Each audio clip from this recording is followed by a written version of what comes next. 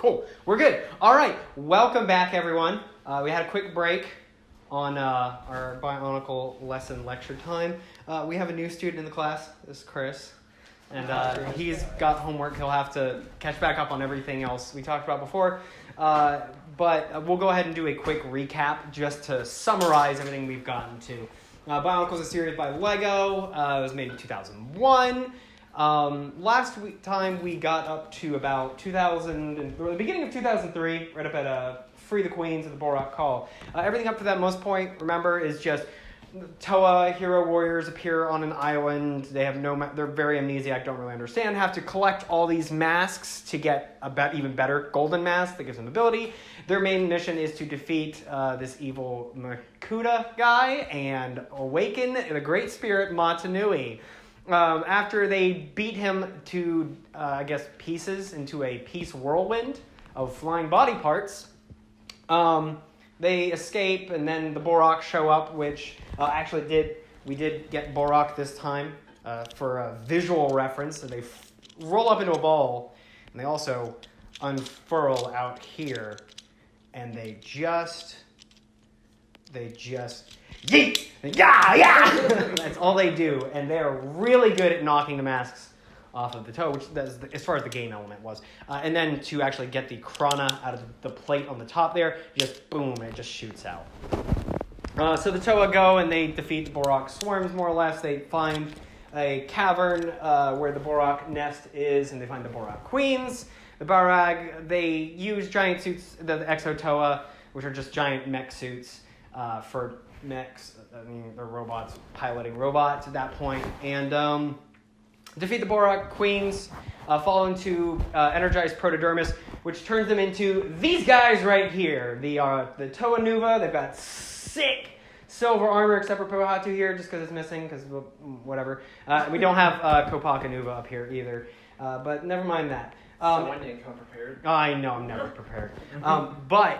So picking up at the beginning, kind of where we were picking up last, at the beginning of 2003 with Free the Queens, in the book Makuta's Revenge, where Toa Tahu, after all the Toa get up out of the underground lair, where they've been imprisoned now, the Toa Nuva all kind of are pretty stoked about their big win and their new abilities, and they immediately start duking it out with each other, just trying to see who's the strongest of them all, and just testing to see what their new elemental powers are and stuff. Once again, very quickly, Tahu Nuva and Kopaka Nuva are very quickly they're not just playing around. They're going for the gold. They're trying to hurt each other, and everyone's like, okay, stop. It is at this point, once again, that Kopaka Nuva, Tahu Nuva, specifically, are like, we are so strong now, we're more strong than we've ever been. We are more strong individually now with our Toa Nuva powers than we were as a team before. So once again, for the third time, we could just split off and do our own thing. Immediately, Pohatu Nuva is like, no, why can't we all just be best bro buds? That'd be cool. And Toa Gali Nuva is also, no, the power of, we're 6 heroes, 1 destiny, we gotta work together. And Toa Liwa's already flying away.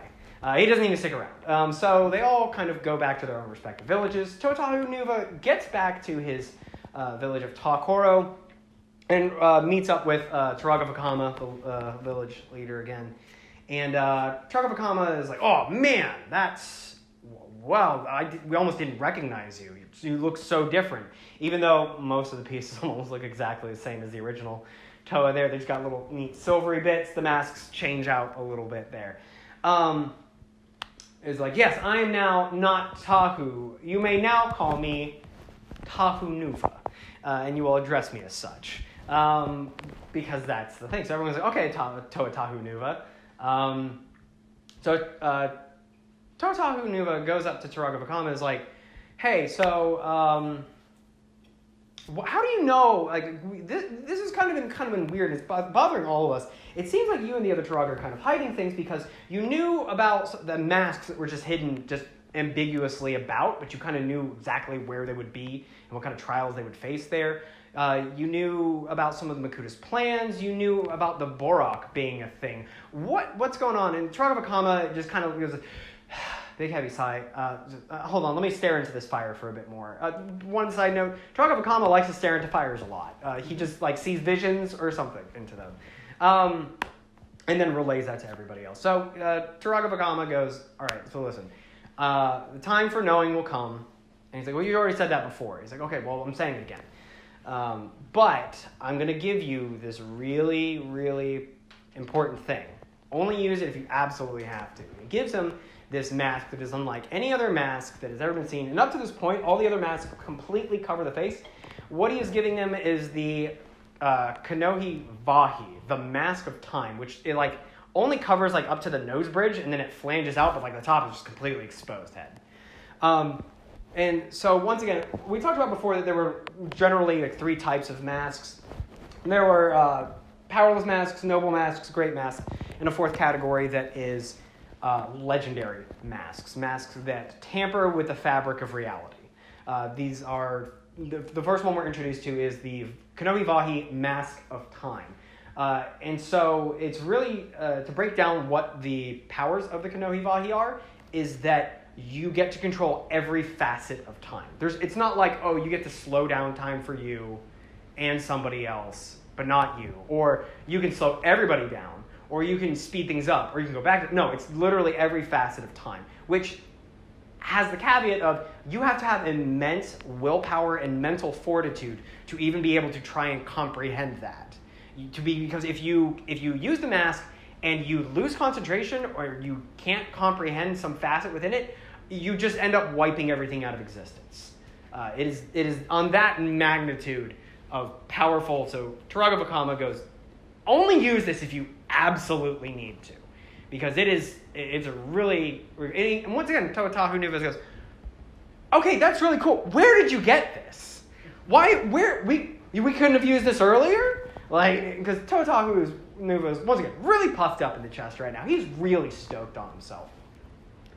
And he's Bohrok-Kal says, look, the time for knowing will come. And at this moment, all of a sudden, there are screams and explosions in the village of Takoro. Totahu Nuva runs outside and goes, what is going on? And immediately starts seeing, explosions here and there, and it's just there's fire.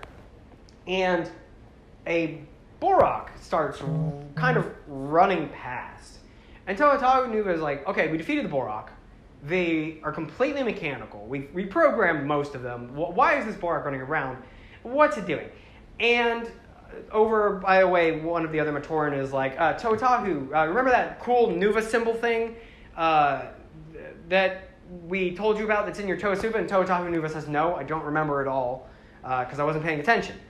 He goes, okay, well, there's this new Nuva symbol thing. It just showed up in the village, and now it was at your Suva shrine, and we put it there, and it was kind of like a monument to you, but the Bohrok-Kal took it, and I tried to protect it, but I couldn't. And so Totahu Nuva is like, cool. Thank you, useless citizen. I will do my duty and reclaim my plaque thing. So he goes up to the Bohrok, which, interestingly, has some weird silver accents to it. It looks different. Now, this isn't the one that does show up for canon purposes, but it is just to show the difference between what the Bohrok and the Bohrok-Kal do. In the same way that the Toa Nuva got super cool silvery pieces, the Bohrok-Kal released in 2003 with silver, an extra silver plate on the head, different silver hands, and silver joint feet and these connector pieces here.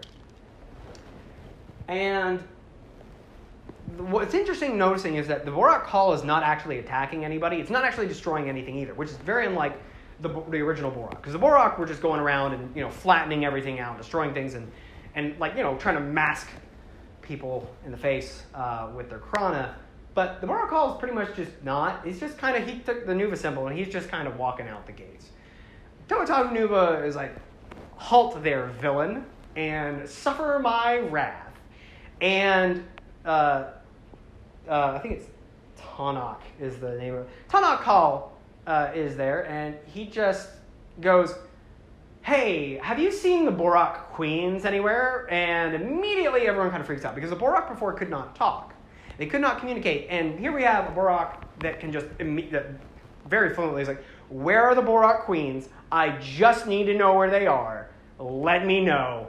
I need to free the queens. That would be cool.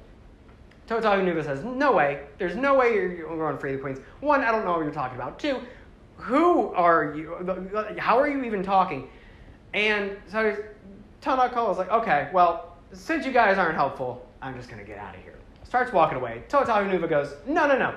We're fighting here. And immediately goes to shoot out some fire from his swords, and nothing comes out. Nothing comes out at all. He tries again. Nothing. Still has no access to his elemental abilities. Just suddenly, what is going on? All the color in the mask of Totahu Nuva just completely drains and turns silver. It's a silver mask. Yes, Zach. Just random question. Have you ever swung a fire sword and nothing come out? I'm just wondering if you can relate to that. Yes. Once or twice. But I was not a Totahu Nuva at the time, and that was my critical error. So Totahu Nuva is immediately like, okay, what's going on here? And it kind of starts piecing it together, like, oh, wait, when we got our new super fancy Nuva powers, those Nuva symbols appeared. And now he's got the Nuva symbol, and I don't have it. I think my elemental powers may be related to this. And so he still tries to go in anywhere. Bohrok-Kal's like, okay, I'm just going to have to teach you a lesson. Down, boy. And just shoots out a torrent of electrical energy. And just zaps the absolute bejesus out of Totahu Nuva. Just zaps him to the ground and goes, all right, I'm off to go find the Bohrok Queens. Bye.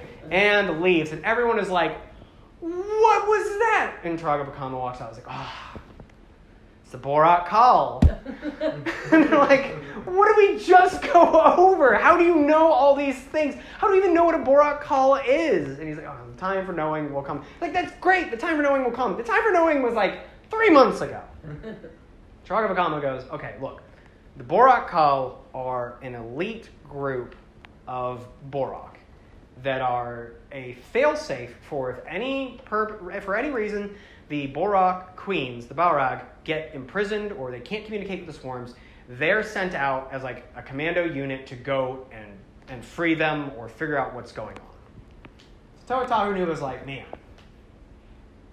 what? So what are we supposed to do? Bohrok-Kal goes, oh, by the way, while you were gone also, and you got your super new Nuva symbols, your new Nuva powers, 5 new masks for each of you have shown up all around the island, and you need to go and find these new Nuva masks. And you absolutely bet your ass you could go and buy those at your local retailer and little randomized mask packs. But not only that, because once again, now we have the Nuva mask, we also have the Bohrok-Kal. They just reused all the same shapes for the Krana for the Bohrok-Kal and just changed the colors on them, made them a little metallic, and it was like, brand new! And it's like for reference, so at this point, we've had 2001, we get the Toa. 2002, we get the Bohrok. And at the back half of 2002, we got the Toa Nuva. It's like, okay, so these are kind of neat redesigns a little bit of the original Toa. And then immediately after that, we got the Bohrok-Kal, which look almost identical. Almost absolutely identical. Because I remember, when my mom showed up with these, the Bohrok-Kal, I guess it was me and my brother, I was like, didn't we just get these? I think, are these really that different? And so an important thing here also with the Bohrok-Kal coming out is they included these little miniature CD-ROMs in them. And before that, actually, with the original Bionicle, with the original Toa, they included these little mini CD-ROM discs that you could, put in. It was a really neat way to kind of get an idea of what the story was on a computer. And one of the other features on it was all the masks have a 3-digit code inside, and so you could put the mask thing, and then you could see CG rendered cutscenes of stuff they had made up, which is neat. Much like the same with the Bohrok-Kal, they released some little individual discs, and they all have the pattern of whatever they call them shields, the little hand things out here, and on them, and give more information on the Bohrok-Kal and stuff. So it's at this point that the Toa regroup because they've all had the same thing happen in their village, and they are all just kind of really, really frustrated and at each other's throats. Even Toa Gali is very much I friggin' told you guys. I told you if we went up separate ways, this is the exact same thing that will happen. Why don't you ever listen to me? And Totahu and Toa Kopaka are just doing their own thing, and everyone's just trying to okay, well, here's the deal. The Bohrok-Kal are running around looking for the queens. Good news is they don't seem to know where the queens are. The bad news is we don't really know where they are either, because the entire tunnel system just collapsed in on itself, and we don't have no idea where it could be. So right now, what's the game plan? Totahu is generally just, we go out there and we just kick their asses. Which everyone else just kind of goes, yeah, that sounds a good idea. Yeah, okay, that sounds good. This is not actually a good idea, because up until this point, the Toa represent very simple elements: the air, fire, water, earth, stone, ice. But but it's at this point that they're faced with the Bohrok-Kal, which have much more stuff. This is kind of where I'm like, when they were writing the story, I'm like, they just decided to give the bad guys all the really good ones, because they give the Bohrok powers of gravity control, sonic vibrations, plasma energy, electricity. What was the other ones? Vacuum, being able to create vacuum spaces, and what was Bohrok's? I think it was, disintegration, or something like that. It's like, these are all like really crazy good powers, and the Toa are just like, cool, we have to fight against that, and we don't have our elemental powers. Great. And they're still having to go around and try and find all these different masks and stuff. So as they go out throughout the island, they're meeting up and they're getting into little skirmishes. One of the most really cool moments in this comes when Toatahu Nuva shows up with an army of 1,000 Tanakh Bohrok just following him in line. And he's like, hey, was it? Okay, it was Bohrok-Kal, which is the gravity controlling one. He's like, Bohrok-Kal, I'm here today as the ultimate Chad to challenge you and throw down. You cannot defeat me in my might. And Bohrok-Kal is like, up. And it's like, up what? All the Bohrok just kind of, just go. They just go. They just go up. They just go up. And he's like, all right, down. And everything gets flattened down. Like, the Toa, he's like, immediately, he's like, okay, Mask of Shielding, go. And he's like, Mask of Shielding's great. Doesn't protect you against gravity, dum-dum. So he's just getting flattened and indented into the dirt. And Bohrok-Kal is just like, hey, I see, now I've got a moment of your time here. I'd like to ask you if you've heard the good word about the Bohrok queens and where I can find them. And Toatahu is like, you'll never find them, and I'll kick your ass in just a second. And he's like, okay, well, you need to have more of a nap time. So into the dirt you go. And just kind of compresses into the dirt a little more and then goes up. Toatahu Nuva wakes up and is like, what was that? And I mean, this is just continued over and over again. The Toa keep fighting them in these 1v1s or 2v1s, or they'll try and sneak attack. Toa Liwa Nuva at one point is in the jungle, and he does the same thing. He tries to sneak up on Bohrok-Kal, I think it is, the Bohrok-Kal of Sonics, and goes to try and fly in and just swoop in and take the Krana, and he does. Or, no, he goes in, and he goes with all, these other Matoran on the Gukko Force and stuff to try and help him. Because he's like, oh, well, if we Zerg rush them, they can't stop all of us. Fun fact, they absolutely can. And he just sonic waves and just, vibrates his Toa brain until he passes out. And stays that way. And eventually he gets back up, and he's like, okay, whatever. This is so... the Toa Nuva are just getting beat the fuck out so much. There's at one point, so way back when they fought the Manus crabs, the Toa formed into a Toa Kaita. And they were like, cool, we are really strong, we can beat all sorts of cool stuff, this is great. So Toa Liwa Nuva, Gali Nuva, and Kopaka Nuva are all working together, and they run into Bohrok-Kal, Bohrok-Kal, and Galak-Kal. And they're like, we'll stop you today, villains. And so they go Toa Kaita Nuva. And it was like, okay, cool, Wairu and Nuva. This is going to be good. And so the Bohrok-Kal responded going, oh, that's pretty cool.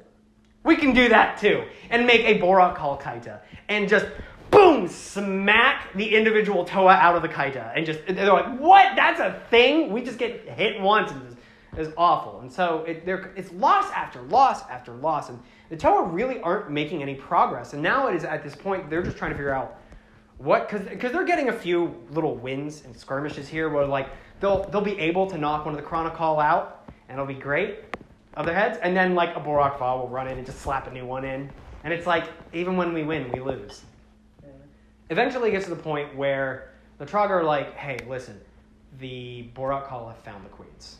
They know where they're going. Get on it. And so all the Toa Nuva are like, okay, we haven't even found all the Nuva masks. Or I think they had at that point. Either way. In the story, they don't really use them that much. But they go, okay, well, it's now or never. They know where they are. We know where they are. So we're going to follow them. So the Toa Nuva go and they follow the Bohrok-Kal into wherever, and they find the Bohrok-Kal have gone in, and when the Toa had left the underground chamber before, all the Exo Toa were still there, and had kind of gotten into an autopilot mode to just kind of defend the whole place, and the Bohrok-Kal just kind of walked in there and immediately just destroyed them, just scrapped them all over the floor, like huge mecha suits just destroyed. And like, all right, there's the queen, guys. We've got these Nuva symbols. Let's go on up. So the Toa Nuva start. They're on like a little precipice. They're in a ledge, and they see the Bohrok-Kal starting to move in. They're like, it's too late. They're already there. There's nothing we can go. Toa Tahu Nuva goes, it's not too late yet.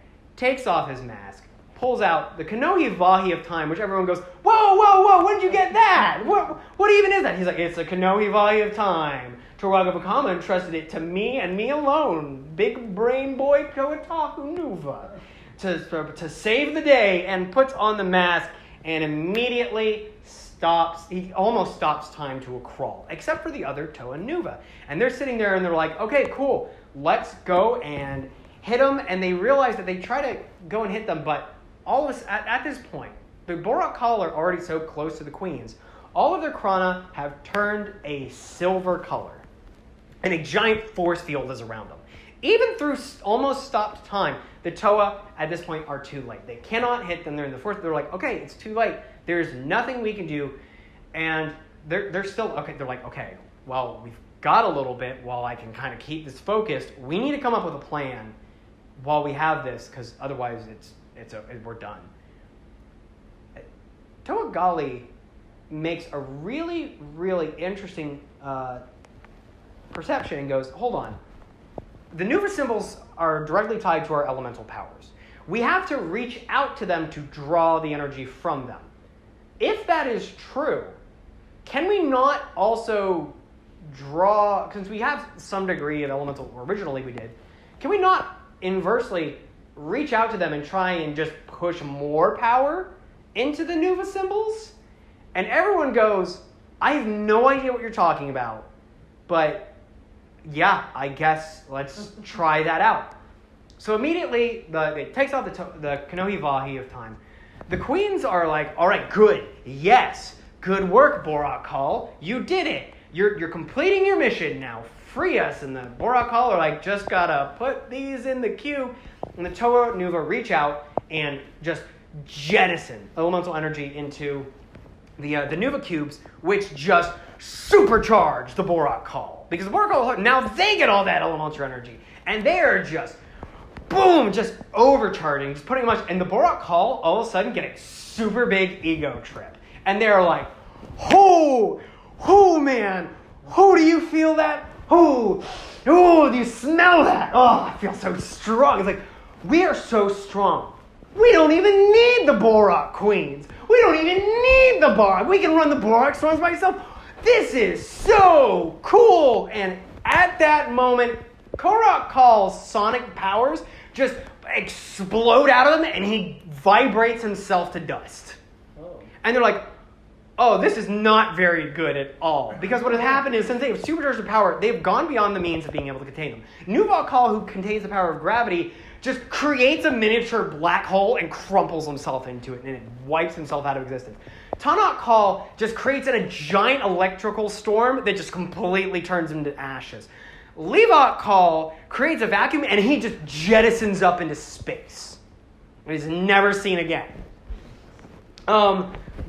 Bohrok-Kal, I think I'm trying to remember, it's Bohrok-Kal that does, whatever one does the plasma, just starts melting under its own like plasma abilities, just melting into nothing.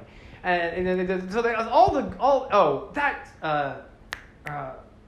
what was it? Disintegration? No, there was, it's not disintegration, it's magnetism, that's what it was. It was magnetism.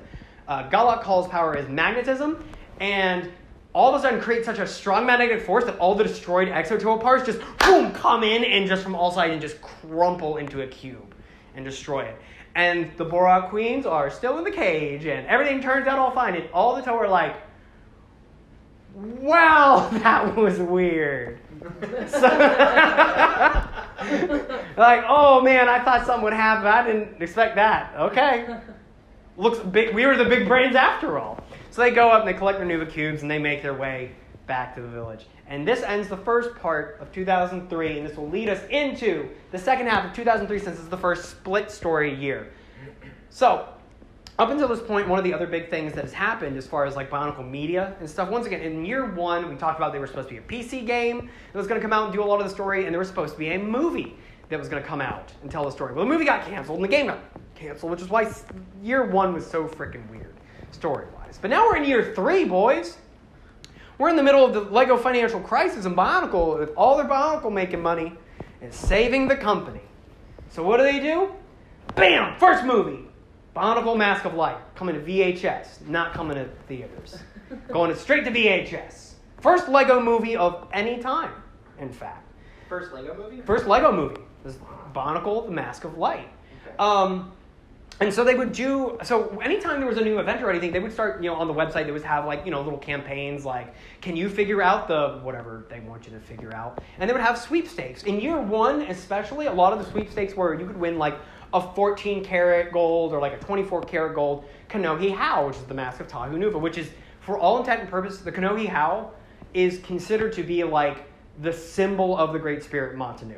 So I was like, this is really cool. And you could win, and they had a bunch of them. They had a power pack thing you could buy, which had another little Mictorin in it with another Yeet disc and a silver chromed out mask with a CD on it. It's you could go in and answer some Bionicle questions and then enter your sweepstakes entry to win a gold Kanohi Hao or other Bionicle merchandise and stuff. With the Bohrok-Kal, what they did was instead of having a sweepstakes for it, certain marked packages of the Bohrok-Kal, once they got to that point in the story where they had the silver mask, certain select canisters would carry, there was I think 3,000 were white metal masks, which is pretty much just nickel. I'm pretty sure it's just nickel. And then I think 700 would be sterling silver Krana masks. It was actual metal. It was actual metal, yes, for the mask. So it was okay, this is pretty cool. You could actually win this. And it wasn't even you had to enter a sweepstakes. You just had to buy the right container that had it in it, which is that's.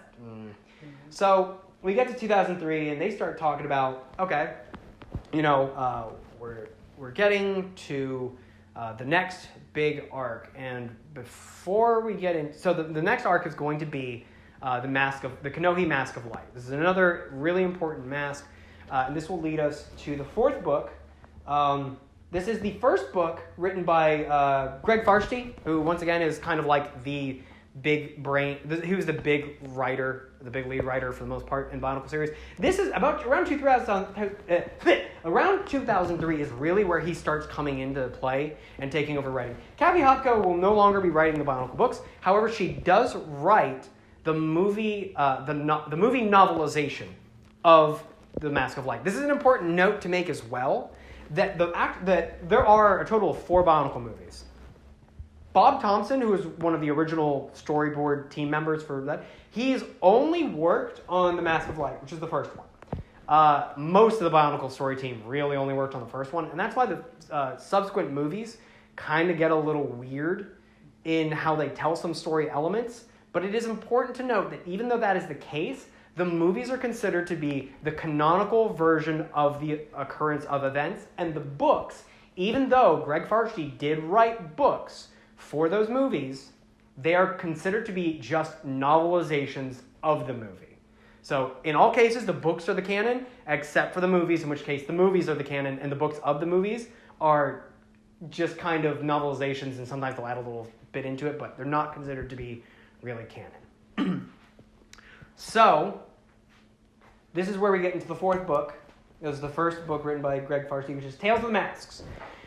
And this book is where it really feels like, up to this point, once again, that all the Turaga have kind of been keeping secrets from the Toa and not really revealing their full hand and really giving them all the help they need. They give them a little bit here and there, but for the most part, they're letting the Toa really have to struggle and fight. It's like 15 minutes afterwards. Yeah, exactly. So, by the way. So Tales of the Masks is a book that consists of all the Turaga sitting around the sand pit at Kini Nui, the big temple in the center of the island. And they're all trying to figure out what to do, because it is finally come to the point, they're like, that Turaga Vakama is like, and Turaga no Kama especially, are like, I think we just need to tell them everything. I think we need to tell the Toa everything that has happened up to this point, and we need to explain everything that we know. Turaga Vakama is also kind of 50-50. Turaga Vakama as a character in general is 50-50 most of the time. He's like, oh, I could do this, but I don't know if I really want to. I don't know, but and there's some reasoning in this, and we'll get to that. But immediately, Turaga Onua is like, no way, no, they are not ready.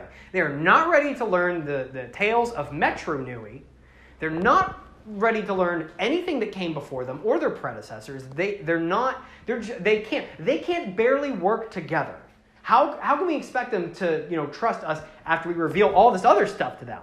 Like, how's that going to help anything? And so all the Turaga are just kind of like, yeah, this is kind of an issue. And so Turaga Onua goes, okay, just to prove my point, I will tell a tale of how the Toa can't work together. And proceeds to tell this tale about how Kopaka Nuva was trying to go through a mountain, Mount Ihu, to go and find one of the Kanohi Nuva masks. And Turaga Pohatu follows him. And through it, Kopaka Nuva continuously tells him, go home, go away, I don't want you here, I don't need friends, I don't have friends, you're not going to help me. And Pohatu Nuva is like, that's cool, bro. Remember that time we went through a mountain before, way back when? Isn't that crazy? And continues to just follow him there. This ends up creating a situation where, I believe an avalanche or something happens. Anyway, something happens to the effect where Pohatu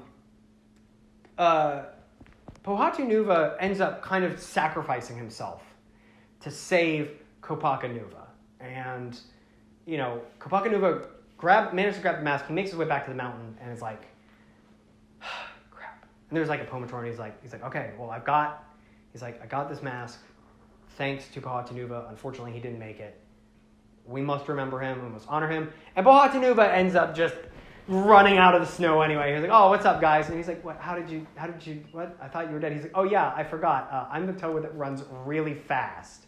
Because one of the interesting things, once again, is that the Kanohi Nuva masks not only are better versions of themselves, they can share the abilities of others, they exceed what you can normally think. The biggest example, Pohatu Nuva's mask. Pohatu Nuva's Kanohi Kakama Nuva does not only let you run really fast, it lets you run so fast you can accelerate your particles to pass through physical obstacles. You can phase through objects by running fast enough. And it's like, wow, that is really great. What did Gali Nuva get for her mask? Oh, she can just breathe more water, I guess. It's really, really unbalanced. It's that's the thing. Some of the masks are really unbalanced. Some of them are great. Onua Nuva, his Pakari Nuva. Now I've got the strength of like 18 Toa. I can just yeet whole boulders that are like 40 times my size made of granite. It's whatever. Super strong. Toa Tahu Nuva can create stronger force fields. Once again, it cannot protect against things that he can't see, but also doesn't protect against like the what's the word? Inertia of any incoming attack, so he will still be pushed by things, but can defend against a lot greater obstacles like lava. He can just kind of dome up and be like, lava can't hit me now. Yes, Zach. Would this make him a good lava boarder? Yes, it makes him the best lava boarder, in fact. His twin swords, they can slap on his feet. Now it's a lava board. That's one of the things you see in all like the promotional shots of Toa Tahu Nuva.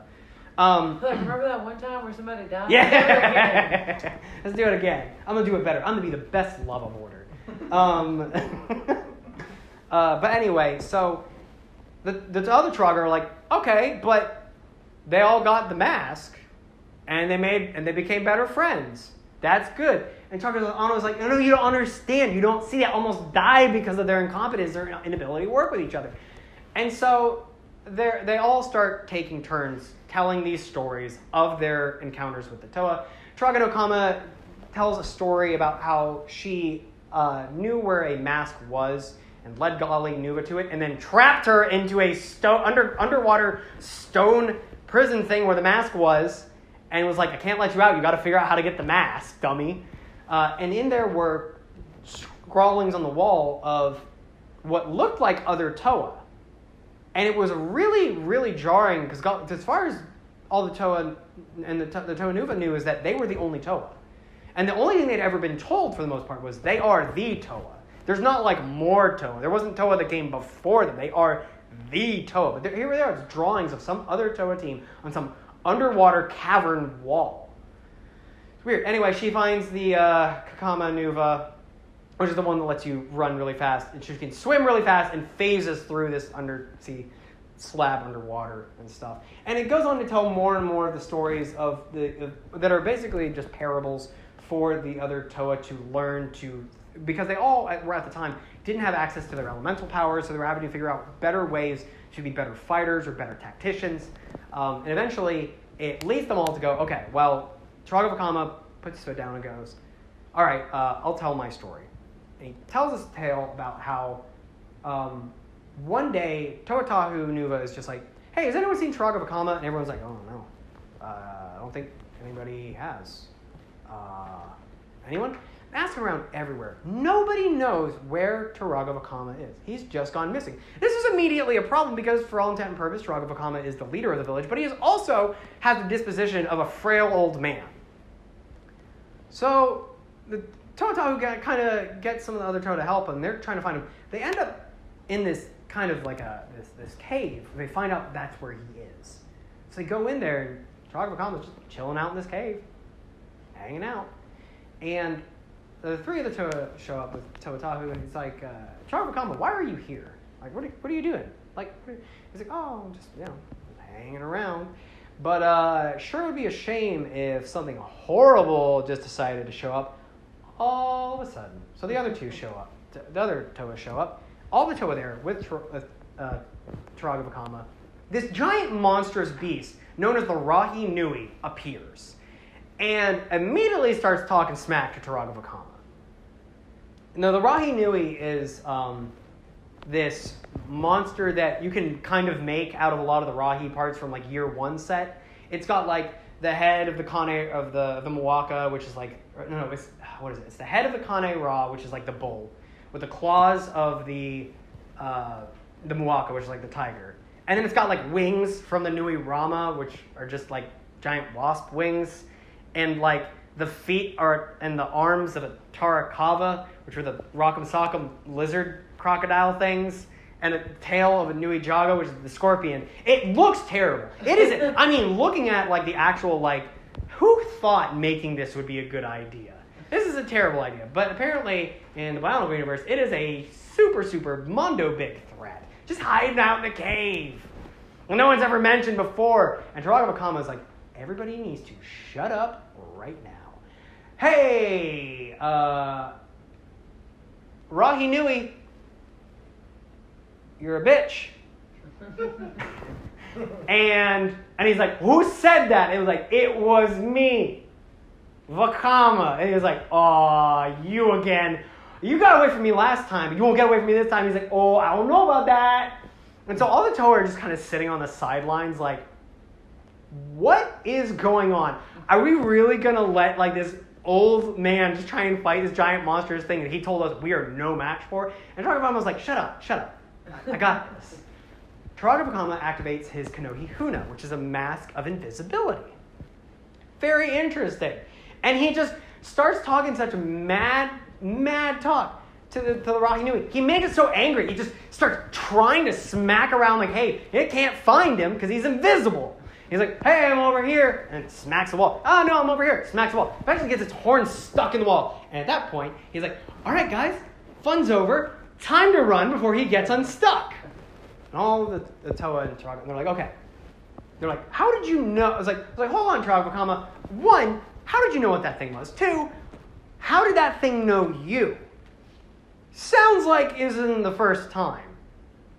And Turaga goes, time for knowing will come. And so it was at this point that, yes. I don't know why this question popped in my head, so I'm sorry for asking it. But if they made a live-action Bionicle, obviously Dwayne "The Rock" Johnson would be in it. Which one would he play? Oh, he would either be Pohatu or Onua. Hands down. Hands down. He would have, because once again, Pohatu Nuva and Onua Nuva, like Pomatoran and like the Onumatoran are like big Chadley dude bros that are just like, we sculpt rocks, we lift rocks. Together we are two guys who are best friends and we can lift things and run fast and be good at all physical activity. Sounds like The Rock. Yeah. So definitely, 100%. Got it. So anyway, so after this, the Turaga all kind of convene and they're like, they're going to get closer to the truth. They're going to find out the truth of everything at some point. It's only a matter of time and we just need to come out and talk to them. They go, okay, well, we've got a big Koli tournament coming up. After the tournament, we'll talk to the Toa and reveal everything. And that's where book 4, Tales of the Mask ends. And this is where the movie, The Mask of Light, begins. Well, kind of. Before that, we need to cut away because Templar Studios, has made a brand new Flash game. Matanui Online Game 2. And it's with more running around and doing and grinding and stuff than ever because this game does not have you play as Takua from the first game. As you play as a Gamatoran named Hali, who is, I guess, like a flax weaver, because I guess they need that to make nets and stuff in this fishing village or whatever. And you spend the game going around and gathering, like, seaweed and seashells and turning them into rope and nets and carving hooks and all sorts of stuff. But anyway, it released updates in, like monthly installments. And the story eventually goes that, Holly shows up and I'm trying to remember. It's Maku and some other Gamatoran whose name completely is eluding me right now. Or basically like the two best Koli players in Gakoro. And so everyone's like big. Oh man, with the Toa defeating the Bohrok-Kal, the Turaga have built this. They've got this whole new, brand new Koli stadium built. This brand new one built in Takoro. There's going to be huge Koli tournament there. So all the villagers need to start getting together and get their players. It's definitely going to be you guys, Maku and Gamatoran, whose name's eluding me right now. And you kind of just do your thing, running around and just doing chores and stuff for the other villagers. And eventually Turaga no Kama comes back because she had been convening with the other Turaga. Comes back and says, all right, guys, we're going to be having a big old Koli tournament soon. Isn't that cool? And everyone's like, yes, it is.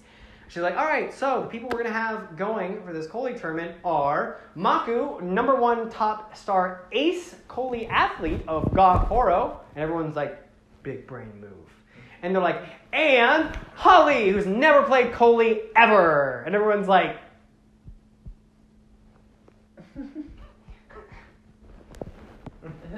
anyone know what he's going to say anything?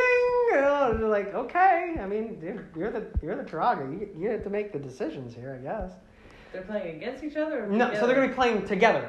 It's 2-man teams. Or in this case, gosh. 2 Robo-woman team against all the other 2-men teams. Because they're the only female ones.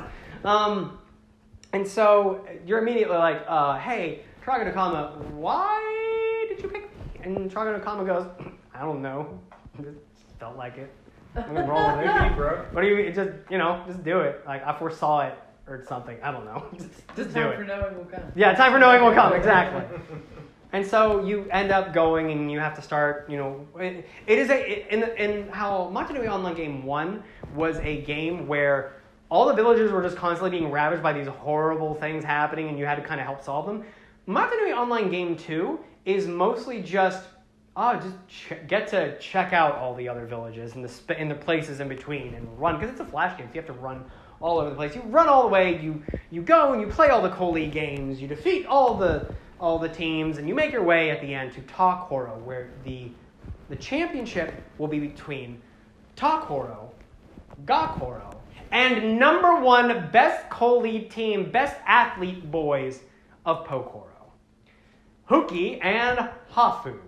Objectively, the most best athletic, best sports guy Matorans, period. So, my money's on them. On Takoro's team, we have Takua, the character you play as in the first Matsuri Online game, and Jala, who still has the ER. We still have the hard R added on there after they changed his name, who is the Takoro guard. And they will be working as a team. Takua is still working as a chronicler, which will lead directly into the beginning of the Mask of Light, which starts with Takua kind of walking around like these lava falls, and he's just like, oh man, I'm just doing chronicler business, not having to do actual work, because being a chronicler just means I get to go anywhere and do whatever I want. This is the best job because it's not a job and I just get to do whatever. And he sees like this giant, like this stone, this like Indiana Jones stone, cylinder across these lava flows, and he's like, oh, I bet nobody's ever chronicled that. Direct words. And so he immediately starts hopping across some rocks, trying to make his way over the lava. Jala comes up and he's like, Takua, where are you? And he's like, oh, I'm just, doing this thing. He's like, did you forget about the game, Koli head? We got the Koli game to go to. And Takua's like, okay, well, first just let me get this rock and it'll be cool. And he does like this series of acrobatic flips and jumps and makes his way over to where this rock thing is. And he's like, all right. I was like, okay, that's pretty good. That's pretty good. So Takua goes, great, I have it. All of a sudden, a little eruption happens, and he loses his footing and drops the rock into the lava. Oh, that's not good. And he's like, all right, well, that sucks, Takua, but it's time to go do the Koli match. And he's like, all right, I guess all of a sudden, a shining golden mask just pops up out of the lava, just emitting rays of light, like just super, super bright. And they're like, what is that? That's not a great mask I've ever seen. He's like, okay, grab it. And he's like, okay, I got it. And he's like, Takua, quick, hurry. Like, there's going to be a lava flow here. You need to get going. He's like, all right, I'm going to go. And he tries to, hop across and throws down a shield to kind of like make down his way across the lava a little bit. And then it's very apparent that he's just stuck in the middle of this giant like lava gorge. And here's this wave of lava that is just erupting. It's coming pouring at him. And he's like, oh no, this is bad. Tahu Nuva zooms in on his sick lava board. It is like, sightseeing enough for you, chronicler? Let's take a closer look at those falls. And they just boom off the edge where there's like a lava waterfall. And Totaku does like this series of flips and digs his sword into the sides of the cliffside and just is like, all right, this close enough of a look for you? And he's like, oh yeah, watch out for the lava that's about to fall on our heads, dummy. And Totaku is like, idiot, I have a great Kanohi How Nuva force field time. Lava doesn't do nothing. And so he's like, okay, cool. He's like, all right, let's go. So they scale back up, and he's like, what are you doing over here? Don't you know there's the Koli game that you're playing in, Takua, that you've got to win for Takoro because we're the best? And he's like, yeah. So here's the thing. I found this really cool. He's like, whoa, is that a great Kanohi mask? He's like, yeah, it is. He's like, okay, cool. Go bring this directly to Taragavakama after you win the Koli match. Koli sport is the only important thing here. Plot? No. New math? No. Koli is the only thing that matters to me. Tahu Nuva. So he goes, okay. So they make their way out. The Taraga meet up because they're going to spectate, and the Toa show up. And it is at this point that the Toa have kind of just been once again doing their own thing for a bit. Pohatu Nuva shows up and he's like, hey! He's like, it's the boys! What's up? And Tahu is like, what's going on, man? He's like, let's get some good games. Toa Gali Nuva comes up and she's like, oh, what's going on? And Pohatu Nuva is like, sister, you're here. Awesome. Great. Gonna be a good day of Koli ballin'. And Toatahu is like, maybe for you guys, we're gonna win the thing. And he's like, what is it? He's like, oh, come on. He's like, why are you gonna be a dick? He's like, why are you being like that, Toatahu? Like, we've gotten so many good wins. Let's just have some fun. And Golly's like, maybe he's worried that my water will put out his flame or whatever. And he's like, sister, to me, in front of my flame, your water would be nothing but steam, hot air, if you will. And so the Turaga are just like, oh man, they're literally nothing's changed. Like, are we really sure? It's like, oh, shut, it's all the Coley match about to start. Coley match starts. Everyone gets into their thing. The ring is set up in like a Coliseum setup. We've got a lot of the Matoran in the background. Interesting point to make. Before this, one of the big questions is how many Matoran are living on the island of Motunui. Original details for the series want it to be like there's like 12 Matoran per village, and then they're Turaga. It's very small numbers. But when they made the Coliseum like scene for Mask of Light, they filled that bitch up. And so then they kind of like were like, okay, well, since we had to add so many in there, like, we're just going to say there's like 1,000 per village now. So that was like a weird retcon thing they added in there. And so the game begins. The way Coley works in this is that you have one person that has basically like a lacrosse net with a giant hammer on the other side. And you have one person who is essentially a forward, and you have one person who is a goalie. And it's just the two. The person on the goalie has a shield and a net catcher thing as well. Immediately, they start getting into it. Pokoro scores, Takoro scores, Gakoro scores, and Jala and Holly have this weird interaction where it's like she makes this huge, like, just slams the ball in. He's like, nice job for Gamatoran. She's like, I'll see you later. And it's like, okay, this is kind of weird, but whatever. So the match continues and more stuff happens. It's the final like minutes of the game. And everything is coming down to this last shot. Jala is like, Takua, use your secret move. And he's like, I got it. Takua goes out. The ball goes up. He goes to jump, somersault, catch it in like the net side of the Coley stick, and yeets it with all his force and hits almost the Turaga. Just completely throws it up into the stands, almost hits the Turaga, like leaves a dent in the wall, and he was like, oh, that's bad. The ball gets put back into play, and he tries to get it, just kind of trips, and he just kind of gets trampled. And then Gakoro gets the ball and scores the last goal and wins the game. Gakoro wins. Pohatu and Gali are like, good game, that was awesome, that's great. Toatahu is like, no fist bumps from me. I'm super salt. It is at this point that all the Matoran, they all kind of line up and they're like, okay, well, thank you for playing our great, Matoran athletes. Take a bow. And Takua has like this satchel with him that he's carrying. It's got the Mask of Light in it. Takes a bow. The Mask of Light falls out. And everyone's like, what is that?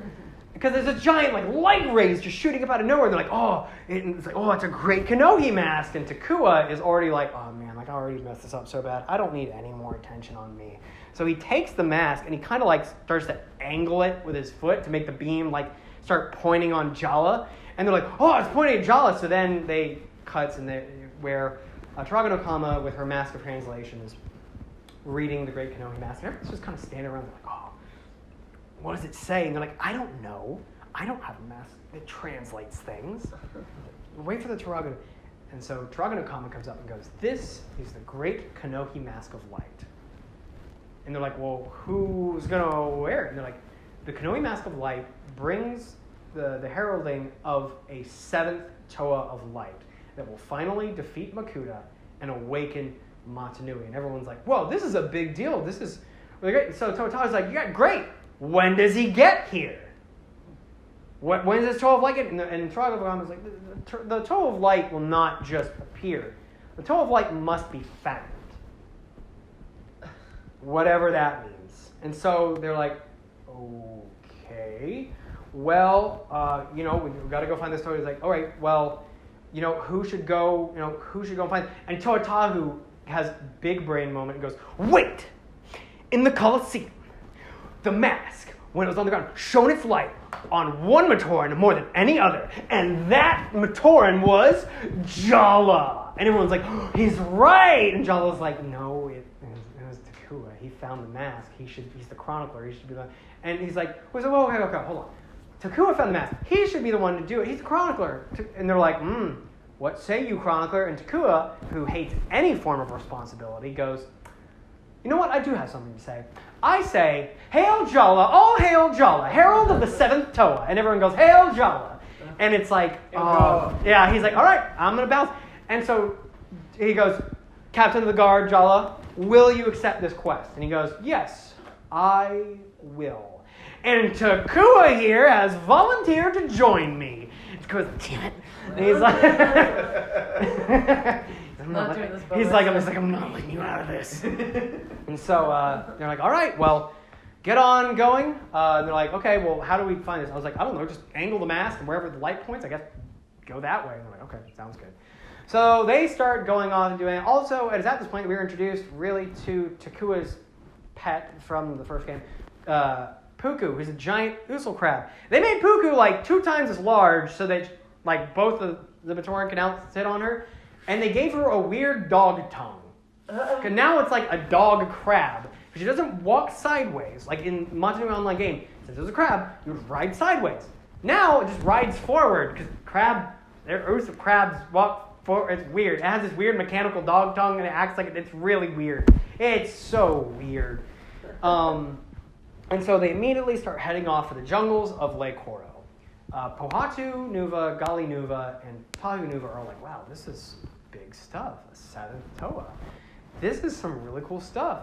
And so Toa Nuva Gali has already left at this point. She's gone to the Great Temple in Kininui to kind of like contemplate and meditate on all of this. And Pohatu is like, oh, this is pretty great. He's like, will you stay and, kind of get into celebrations at, Takoro for the Koli Pyramid? And Pohatu was like, no, I travel south. I've got to go and spread word of the, and Tota's like, you travel with Gali? And he's like, no, she went to the temple to meditate. She's gone to ponder the great thoughts. Which Bionicle is filled with nothing but great thoughts.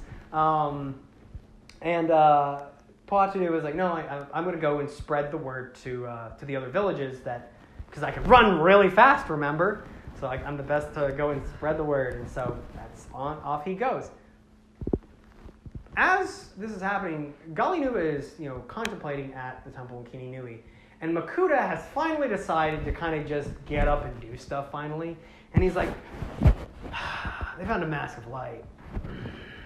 That's not good. That's not good for me. I don't like this. I've got it. You know what? I got just the idea. So he digs into his own body and pulls out like these giant centipede worm things. These are known as Krata. We learn later that Krata are actually the kind of insectoid things that are responsible for infecting all the masks at the very beginning, because they have the ability to infect masks and make them under Makuta's influence.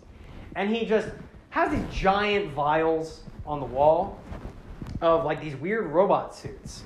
And this is where we are introduced to the rock shoot, which were super cool. They're super cool. This is for the back half of 2003, they were introduced with this. Rock shoot designs started a big turning point for the designs of how Bionicle models we built. Up until then, we mostly had where like the leg pieces are all one unit, the arm pieces are all one unit. This is where we get bendable knees. So now we can actually pose them a little better instead of having like these. It kind of looks should be a knee there, but doesn't really bend. And once again, gear functions so you can hack and slash away. Yeah. Mechanical Murloc. Pretty much. That's what I was thinking. Yes, very similar. And in the compartment here would be where the Krata go. And so he sends the first 3 Krata, which are Lirok, which is his one. His staff has the ability to poison things. The green ones always get poison stuff. Sends, yes, Zach. We're right about the halfway point if you want to take a quick intermission. Yeah, give me just a second. Yep. So with that, and then the brings what is it? Bohrok, which is the water one, has a staff that allows it to disintegrate things, and I think it's Bohrok or Bohrok, I don't know, whatever. Is the brown one, which can create bombs in surfaces wherever it stabs its staff. It'll create like a miniature bomb that will explode, and sends them out to go to Takoro to get the Mask of Light. They also have this thing where they can like fold up together and have like this aerial hover mode where they put their legs together and their staff and just woo. And so Gali Nuva looks up and sees them flying that way and goes, "Oh hell no!" And starts making a run for it and gets to Takoro. And so this is immediately where things start to get weird. We'll go ahead and take a break here.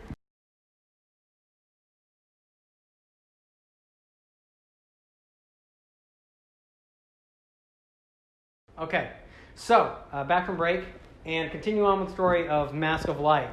Talking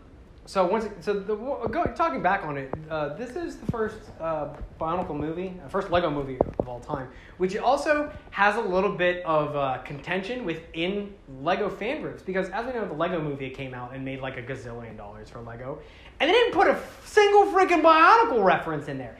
Even in like storyboarding things later. I was wondering about that. Exactly. In storyboarding things later, we found out that they had what seemed to be cut drafts for a Bionicle cameo, and it was like, so a lot of Bionicle fans feel, one, very abandoned by Lego already, because like they gave us the run with Bionicle to begin with in Generation 1. Then they went to Hero Factory, which was like subpar, lesser Autismo Bionicle.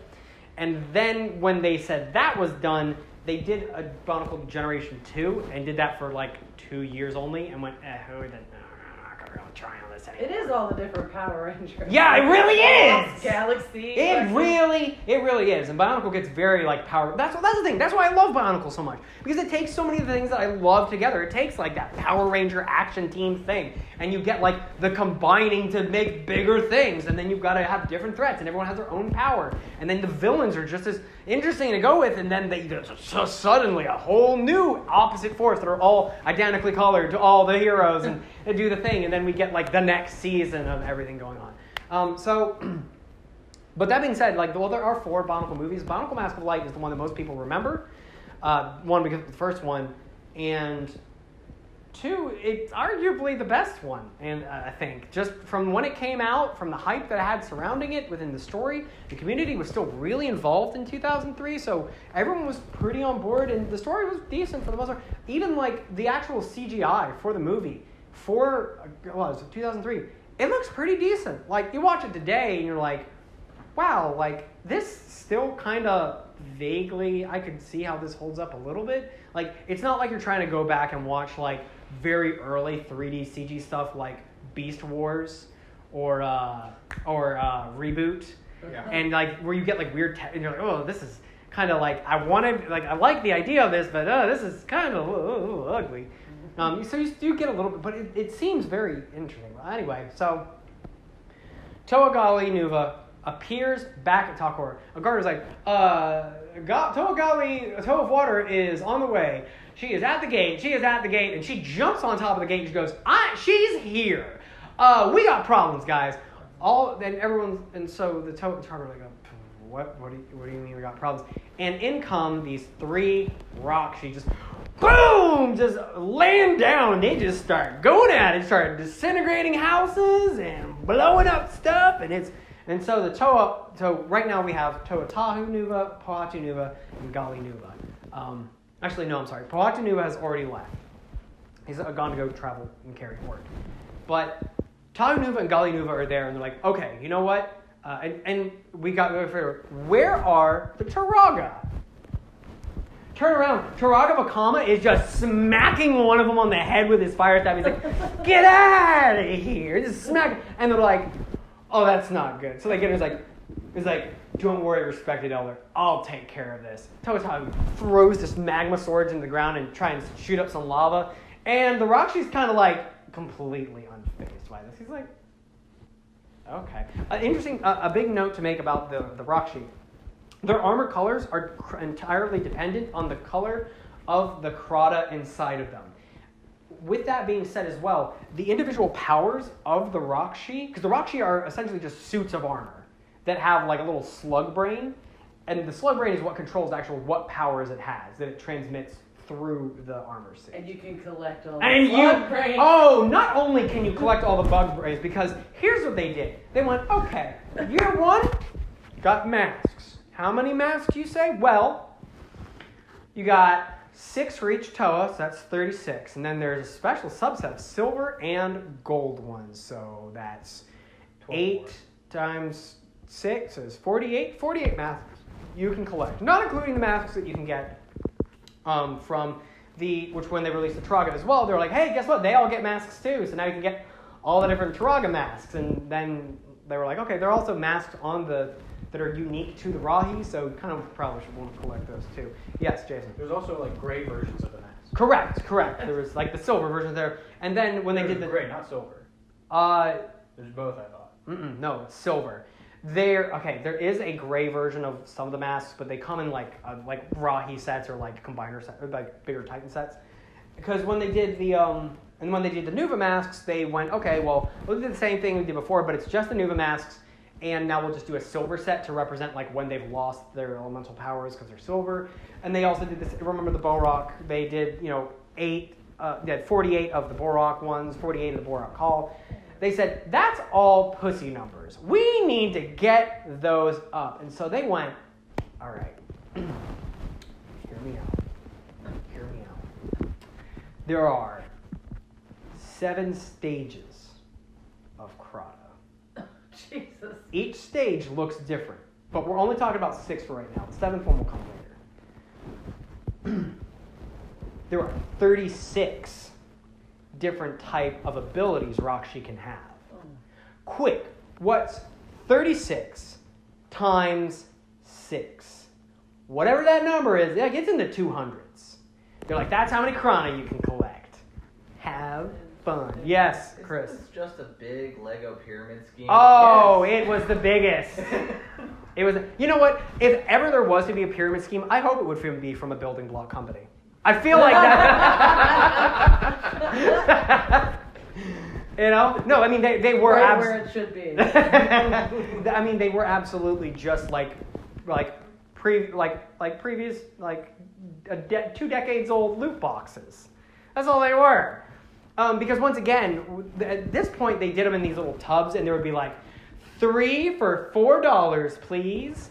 And the masks, they would be like, okay, half the pack is going to be masks, the other half is going to be Krana or whatever. So, getting into a crazy amount of things you have to collect. This does not include other promotional things. Like, they had some Nike Airs you could get came with translucent orange Krana in the shoes as like a cool Lego shoe design. They had like Legos yes. So these are all randomized too. You can't actually. No, they're all randomized. They are all randomized. Fuck that. So you ended up with multiples before you... You're absolutely ending up with them. Oh, yeah. And hoping you can trade with friends, maybe if you have friends that are into Bionicle. If you like Bionicles, you don't have friends. Oh, I mean, you either have no friends or all the friends. It's one or the other. Because you either have a lot of friends that got swindled into it as well, or you're just suffering alone. It varies by state. It varies by state. And also at this time to mention, as far as we're talking about other Bionicle merchandise, they made things like Lego watches, Lego alarm clocks, you could get keychains, you could get some other sick Nike shoes with the masks that they looked like giant Crocs.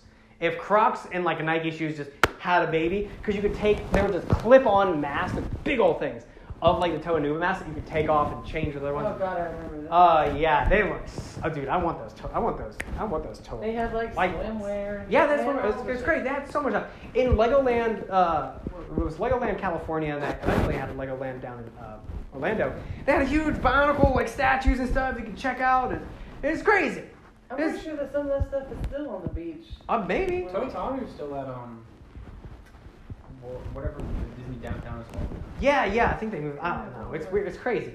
So we Bionicle in 2003 was really swinging their dick around. They were really being like, Lego, we have saved you. Let's make all the money.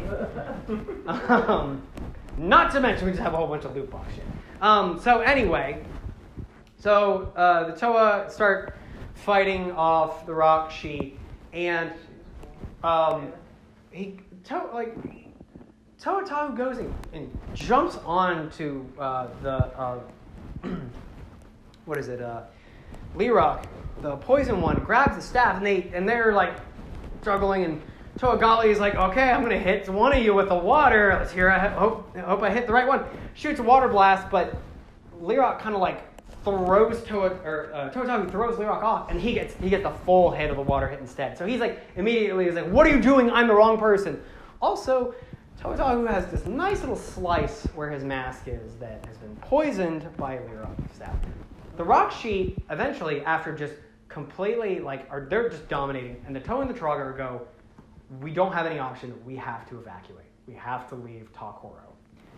So the Troga, all the Matoran, just leave Takoro. And once again, Takoro was built like in the center of this giant lava flow on this like floating rock piece thing that was connected by land bridge. So it was, and it has just been destroyed. How many times have they rebuilt this place? Takoro has never had to be rebuilt. It was Lake Koro, the jungle place that always got fucked up. Okay. And Kokoro at one point. But Lake Koro, Bohroks were like destroying. Yeah. they were like destroying things like in the terrain as well, but they had a lot of trouble actually getting to the villages because it was just so expansive. And the Toa were able to stop most of the damages to the villages by the Bohrok, except for Pokoro, which suffered some damage but recovered pretty quick. Gakoro, which had some good damages but recovered as well pretty quick. And Lake Koro, which was just completely wiped. I mean, it was, even by the time of the Bohrok-Kal, and at the end of it, when there was, the Lake Koro was still recovering and rebuilding. So, speaking of Lake Koro, now that that Takoro is gone, the Toa, and they're like, this was my home. They've destroyed everything. Toa was like, oh, they haven't destroyed everything. We need to find this Toa of Light. And then immediately kind of clicks because they were like, why didn't they actually stay to fight us and destroy us? They're pawns at Makuta. We should be a big threat. Why didn't they go after us or the Troga? And they're going after the Mask of Light. Crap. We got to go and figure out how we can go and stop them. So, cut to Lake Koro, in the jungles of Lake Koro, where Takua and Jala are sitting on their weird dog crab, riding and all they're doing is like, oh man, I hate jungles so much. Jungles are awful. And it's like, oh, Takua, I thought you liked traveling everywhere. He's like, it's not jungles. I hate it's all swampy. I'd rather just be with fire and stuff. Just regular grass. All of a sudden, a giant ash bear shows up and is like, ooga booga. So it is at this point that they're like, oh no, we're gonna die. Toa Liwa Nuva swoops down, pulls on a vine, and just like snares the ash bear and strings it up on its leg. And it's flailing around. And they're like, Toa Liwa. He's like, ooh! And also as a note, from here on, they would always just make all the lay Matoran or the lay, like Toa or anything, they would just make them have Irish accents. For whatever reason. It's like Irish accents for you guys. And so it's like, Matoran, a chronicler, what are you doing here? And it's like, we're just Mask of Light. He's like, I never heard no Mask of Light. And it's like, okay, well, we got a Mask of Light here. And then Jala just goes and pulls out a knife and is like, well, we caught this bear. Guess we gotta take care of it. He's gonna go over there and gut this bear. And Jolly was like, whoa, slow down there, boy. Oh. He's like, Ash Bear just protected her home, same as you. And then they're like, yeah, this got weird. Okay. And so he lets the bear go, and so they're like, all right, well, I guess he's like, we gotta get going. And then all of a sudden you start hearing drum beats, because remember the Lay Matoran can like communicate through drums. They do drum speak and shit. And all of a sudden, Toa Liwa was like, oh, the drums of Lake Koro bring a sorry bad tale. Takoro has fallen, and they're like, oh no, that's our home. What happened is like, I don't know. All they say is Rakshi, and then Takua and Jala are like, no, we have to go back. We have to go back to our home. That's where we need to go back. And there he's like, no. He's like, your mission is to find the seventh Toa. Ours is to stop the Rakshi. I promise you, after we get you where we need to, I will go and meet up with the other Toa. Like, heart promise. Because once again, the Lamatoran and everything, they're all dirty jungle hippies, and they just use made-up pigeon language for a lot of stuff. And so, Toliwa ends up is like, all right, well, I'll accompany you on your journey. And there's like, all right, cool. This is great. It's really reassuring having a Toa walk with us. He's like, walk? Phew, never. I only wind fly. And it's like, well, that's convenient for you because you can do that. Just jumps up into the air, throws out his air katanas, and just starts flying off and summons some Gecko birds to come and pick up Takua and Jala, and not Puku. You get to stay in the jungle, dog crab. And they just fly away. So they make it to, so they get out of the jungles of Lake Horo and get to the icy wastes of Kokora, where, Toa Libanu was like, all right, as far as I can take you, I'm going to go meet up with the other Toa and see what we can do.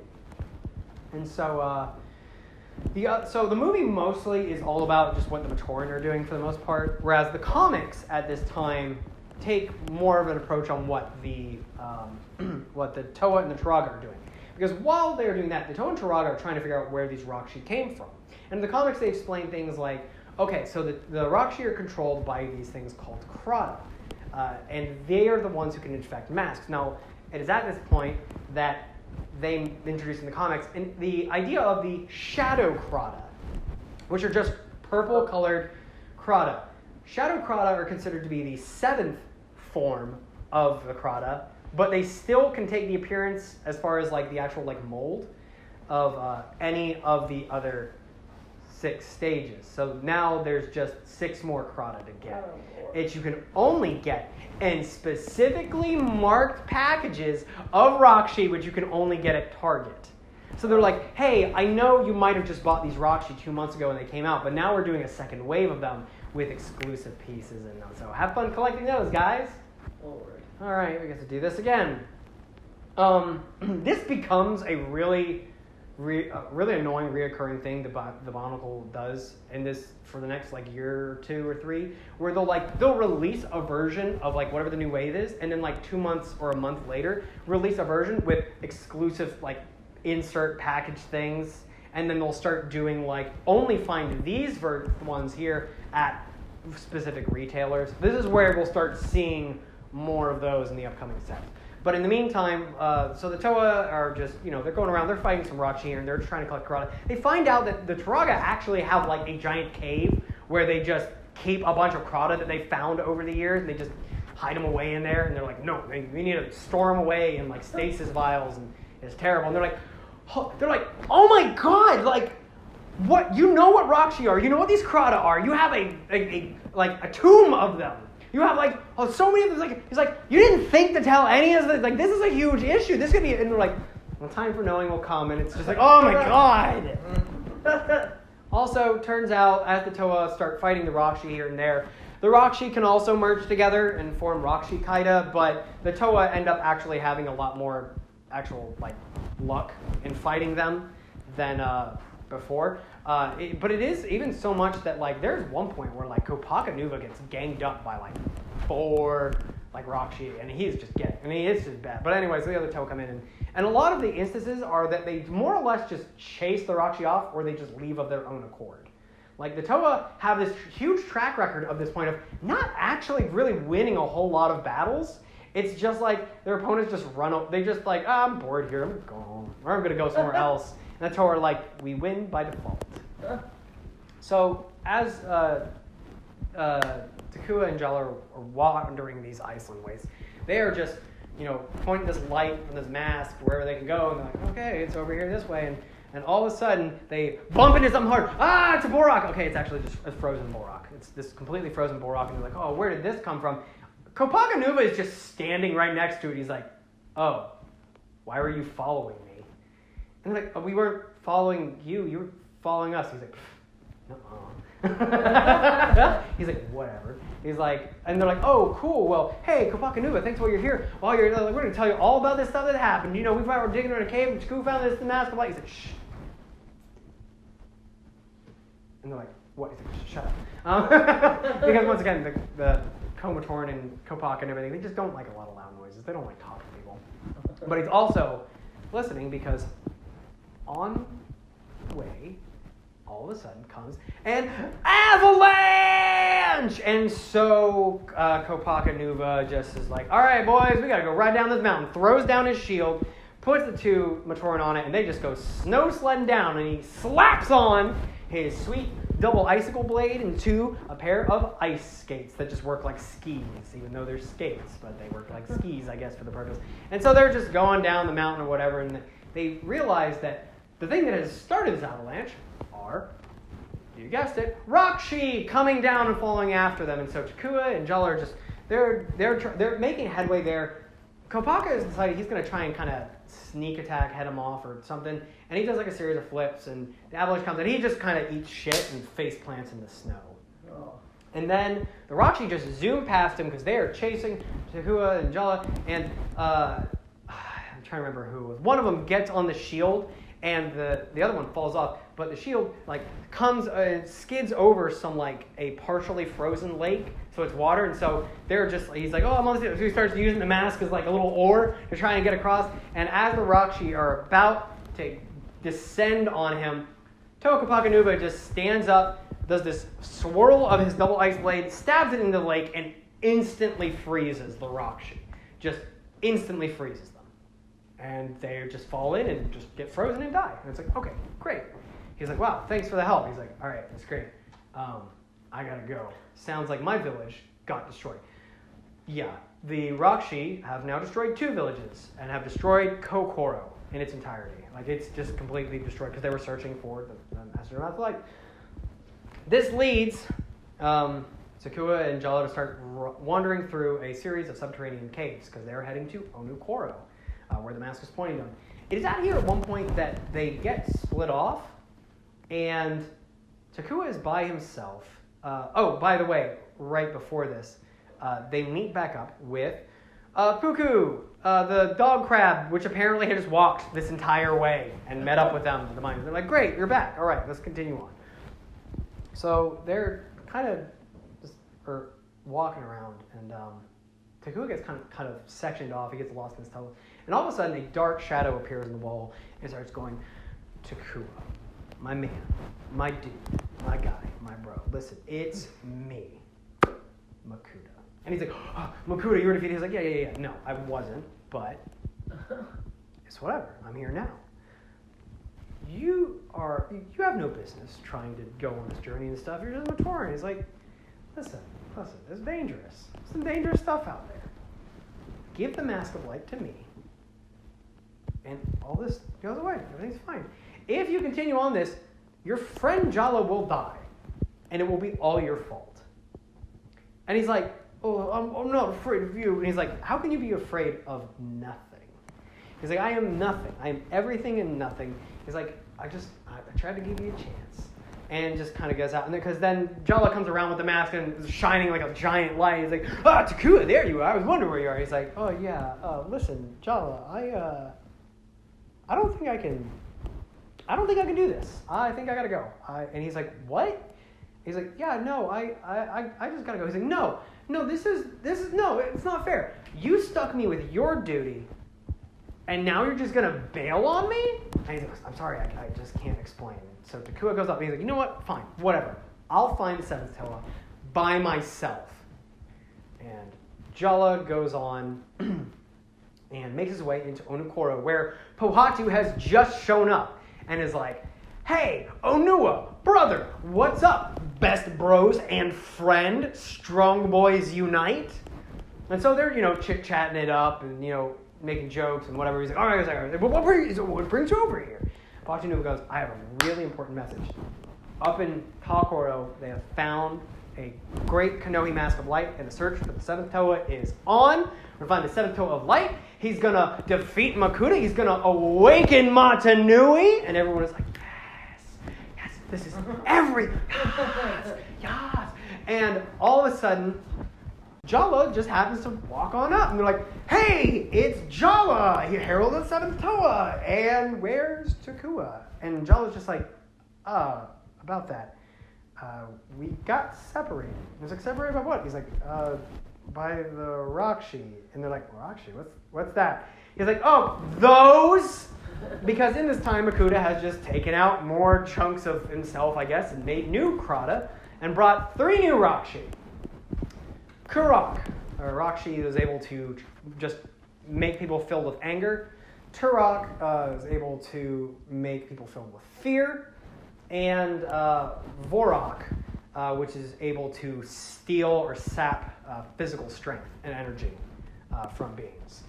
And so they show up and immediately start trying to wreck something.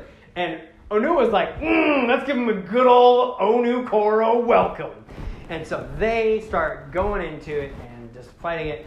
Bohrok immediately grabs Onu and just starts sapping his strength. For the record, like Onu is the strongest of the Toa Mata. And it just completely sapping his strength. He's like, I can't even stand up. All my power's gone.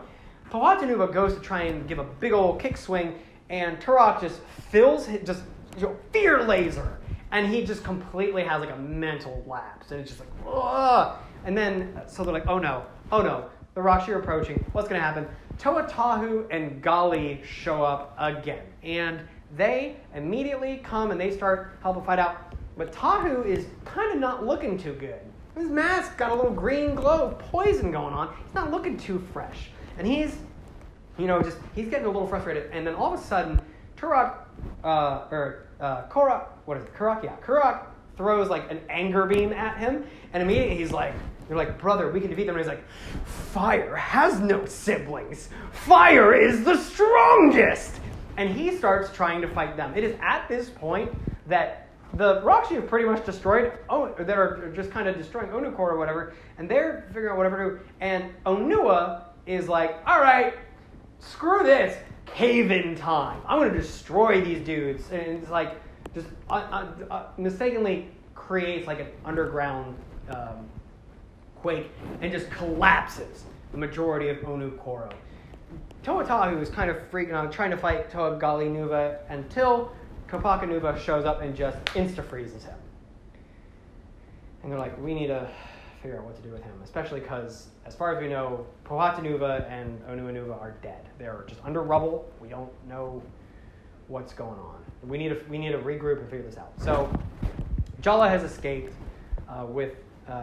and he is just walking by himself, and he's walking along the cliffside as he makes his way out. And it is at this point that he kind of falls off a ledge a little bit. And he's thinking he's going to be falling. He sees a shadow coming up. It looks like a Rakshi. Nope, it's Takua riding on Puku. And he grabs him and with a stab. And he's like, I knew you'd come back. And he's like, what happened to, is that my duty? He's like, I had different things to do. I decided that this was the thing I should do. I'm sorry, no, I got those mixed up. It was Takua who was originally down there. Jala was already off walking by himself, and he's the one who said we got separated by Rakshi. And realized by all the Toa fighting the Rakshi that, you got to be there for your friends. So they decide that they're going to complete the journey together. They go off. Meanwhile, they have Toa Tahu just chained down on that, because he's just going insane. His mind is so poisoned, he's just losing his mind. They're like, we've got to figure out. It's like, okay, well, what do we do? We got to weaken him first. So Toa Liwa grabs one of his fire swords. Toa Kopaka grabs one of his ice swords, and they just kind of cross them over Toa Tahu and just energy zap him, and they're just zapping and filling him with energy, and he's like, ah! Because it's obviously really painful. And when we were watching the movie, I was like, oh man, I don't think they needed to do that much. Because they only did it for a second, and then Gali was like, enough!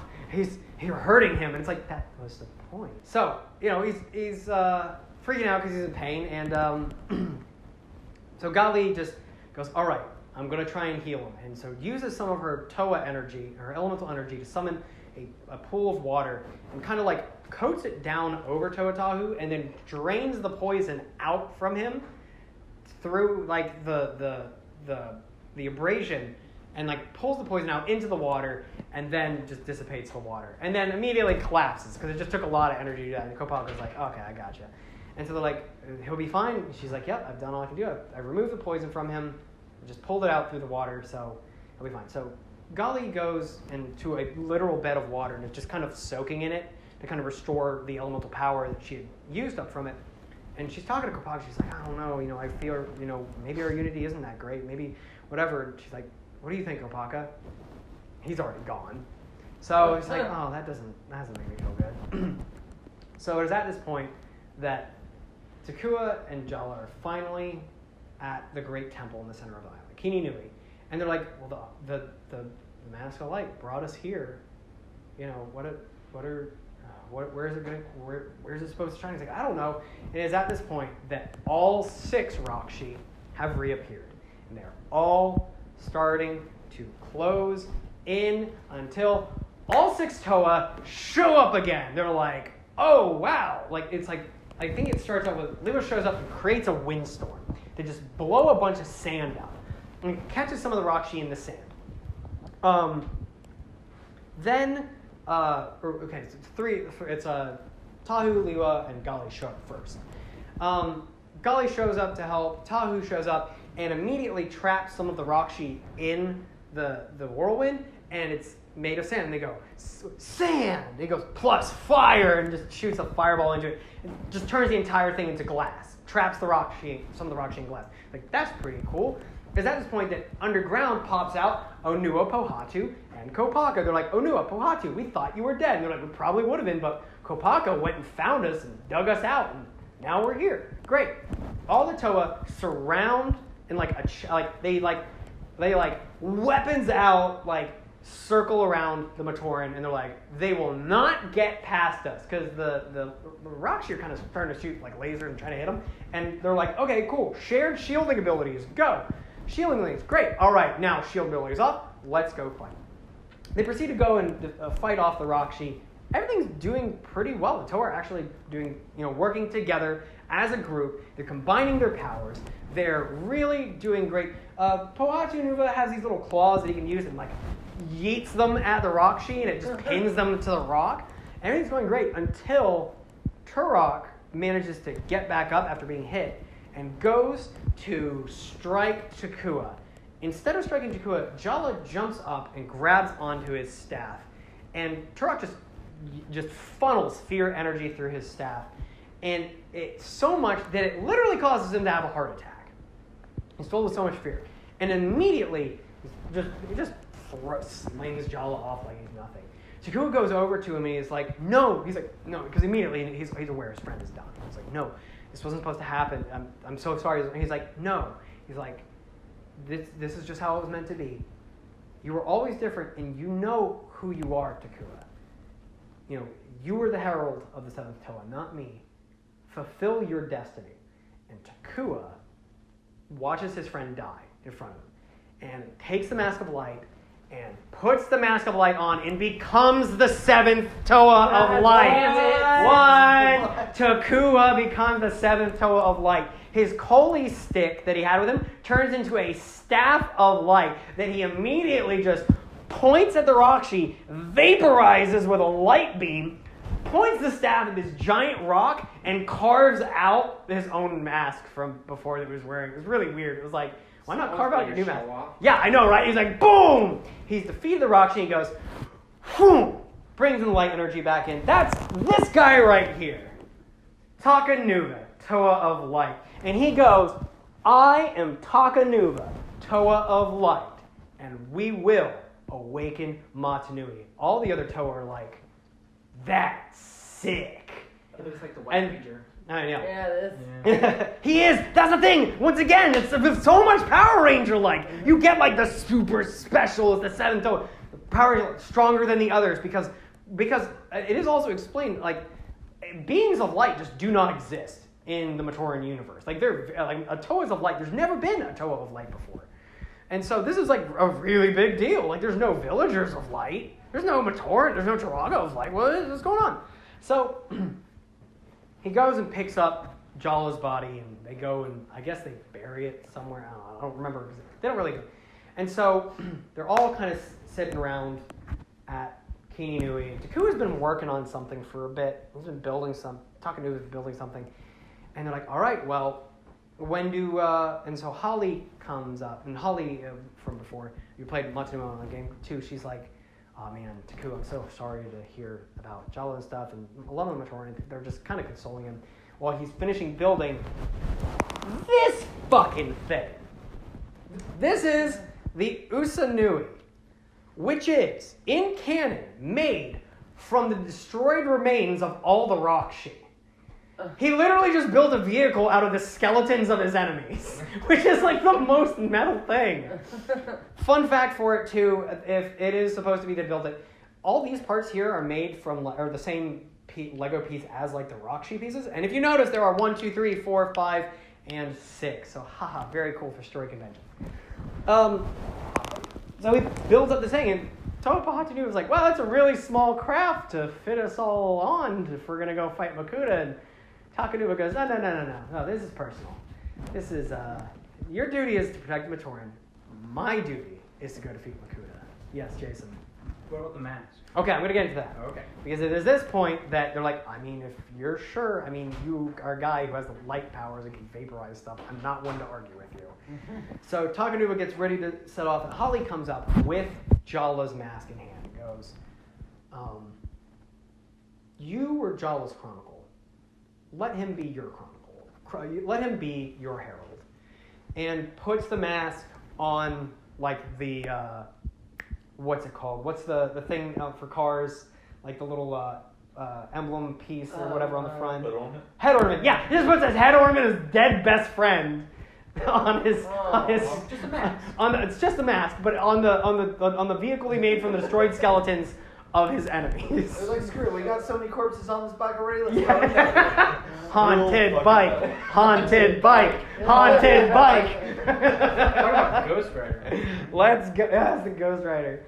So Takanuba gets on the Usanui and proceeds to dive down into the Mangaya from before. He's heading down into the Makuta's lair. He's going so far deep down under the earth crust. He's going so far down, and he sees this giant stone pillar doors in front of him. They're sealed up, and he just backflips off this cool bike and destroys it. And just smashes it into the wall and breaks up the rocks and lands. And he's like, cool. Out of the bike pops Holly, who is just hiding in one of the compartments, just tumbles out, and he's like, what are you doing in there? I could have killed you. And she's like, you were always the person doing the chronicling around. Let me be your chronicler. I'll be the new chronicler person. And he's like, okay. So they start walking into the lair, and finally, in front of them is Makuta. Not in a small Matoran, piss baby form. In his full big boy form. Which we finally got a set for Makuta, which was this guy right here. It's giant. It is giant. He's much bigger comparatively. He's like twice the size of it. It's crazy. Makuta wears the Kanohi Krakan, the Mask of Shadow. Oh, no wonder he doesn't want someone with a Mask of Light.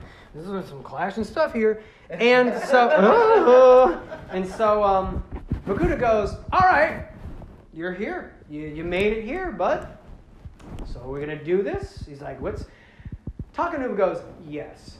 We settle this today. Holly, go get all the Matoran and the Turaga and the Toa that are just waiting up there for me.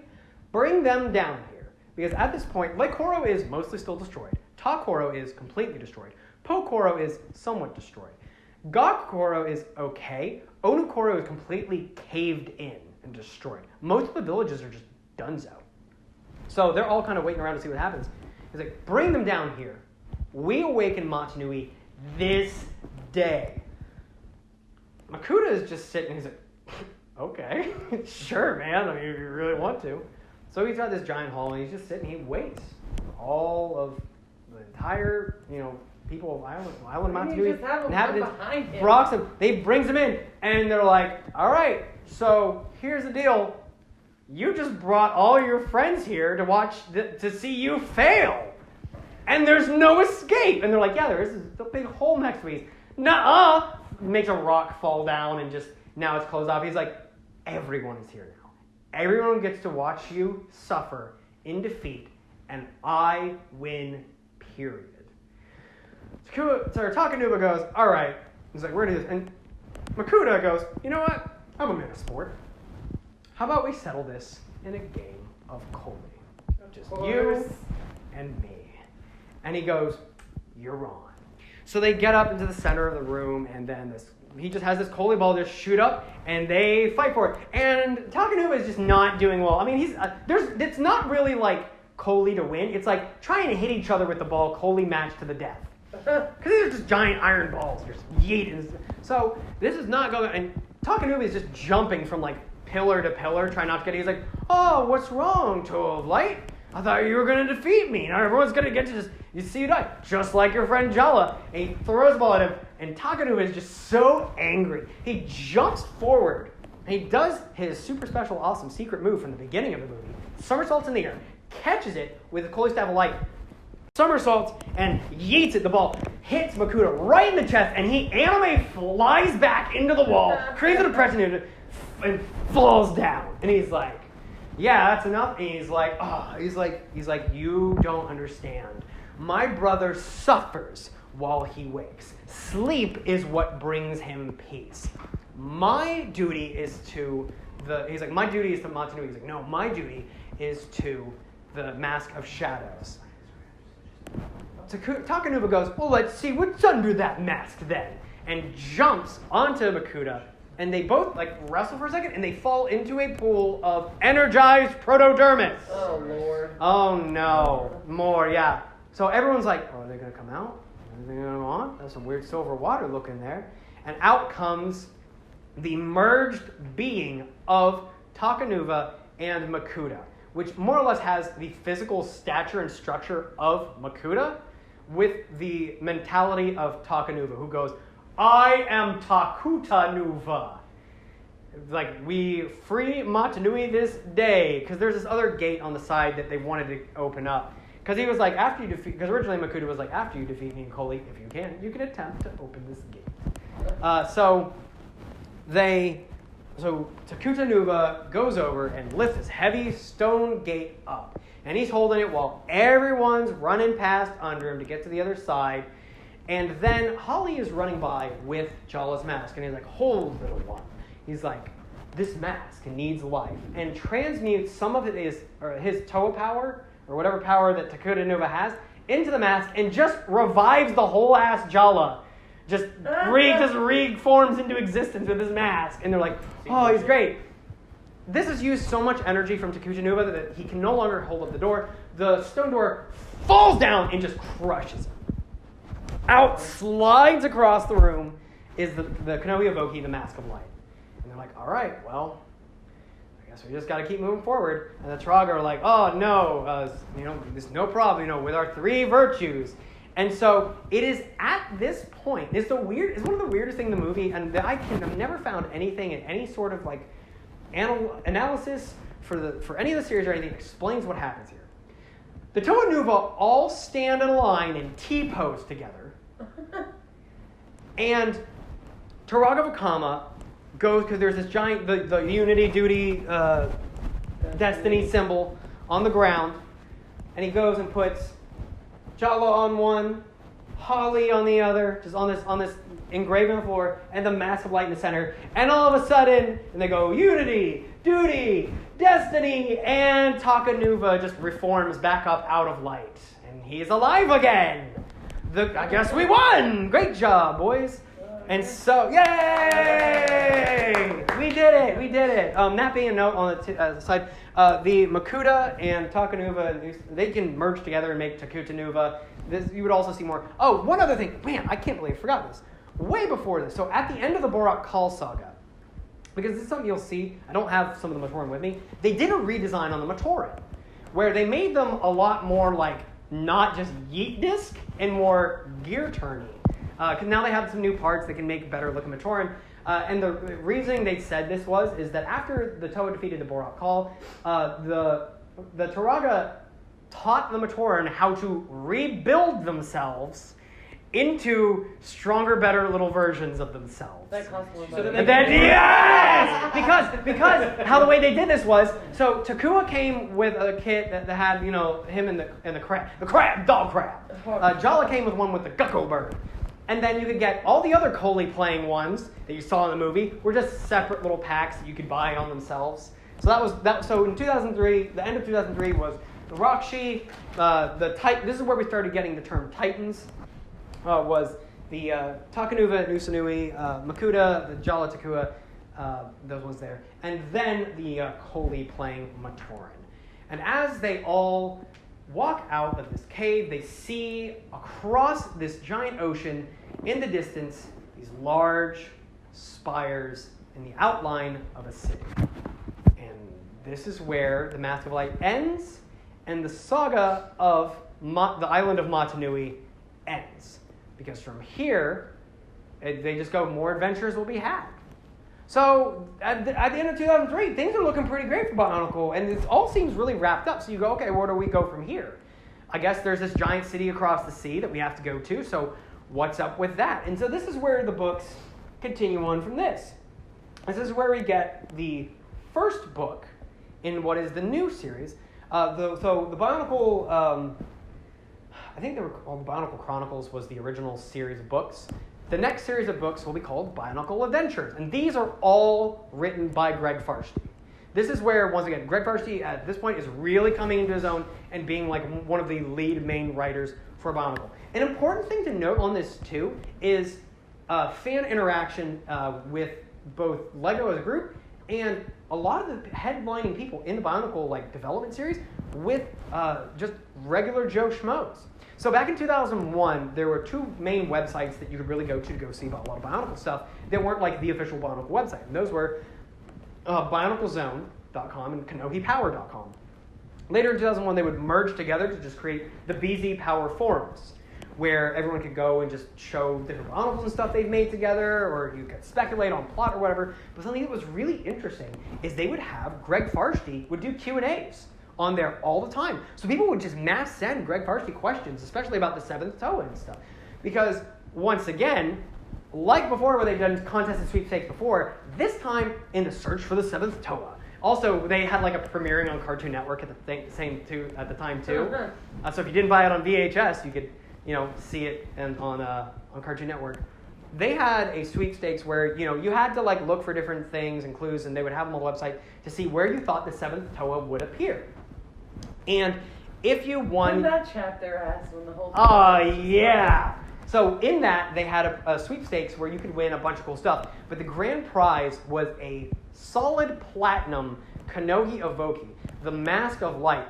To this day, I believe it is still the most expensive officially licensed LEGO piece.